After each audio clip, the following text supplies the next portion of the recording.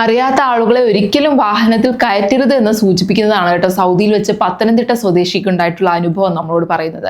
അപരിചിതനെ വാഹനത്തിൽ കയറ്റിയ മലയാളിക്ക് നഷ്ടമായത് ജോലിയും 11 വർഷത്തെ സർവീസ് മണിയുമാണ്.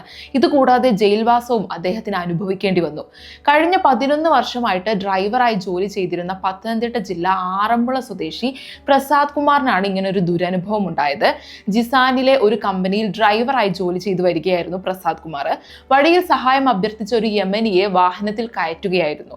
യാത്രക്കിടെ വഴിയിലുണ്ടായ പോലീസ് പരിശോധനയിലാണ് യമനിക്ക് ഇക്കാമയോ മറ്റ് നിയമപരമായ രേഖകളോ ഇല്ലെന്നും അതിർത്തി കടന്ന് നിയമവിരുദ്ധമായി സൗദിയിൽ പ്രവേശിച്ചതാണെന്നും വ്യക്തമാകുന്നത്. ഇതിനെ തുടർന്ന് യമനിയെയും പ്രസാദ് കുമാറിനെയും പോലീസ് കസ്റ്റഡിയിൽ എടുക്കുകയും പ്രസാദിനെ 1 മാസത്തോളം ജയിലിൽ അടക്കുകയും ചെയ്തു. ജയിലിൽ നിന്നും പുറത്തിറങ്ങിയ ശേഷം കമ്പനിയിലേക്ക് തിരികെ ജോലിക്കായി എത്തിയ പ്രസാദ് കുമാറിനെ ഇനി സ്ഥാപനത്തിൽ തുടരാൻ കഴിയില്ലെന്ന് അറിയിക്കുകയായിരുന്നു.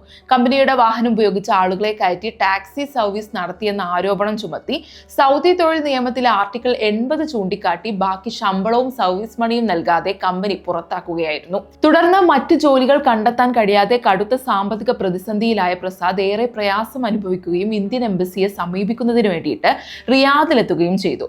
സഹായം തേടി കേളി കലാസാംസ്കാരിക വേദിയെ സമീപിക്കുകയും കേളിയുടെ ഇടപെടലിന്റെ ഫലമായിട്ട് എക്സിറ്റ് നടപടികൾ പൂർത്തിയാകുകയും നാട്ടിലേക്ക് മടങ്ങുന്നതിനുള്ള ടിക്കറ്റ് കേളി നൽകുകയും ചെയ്തു.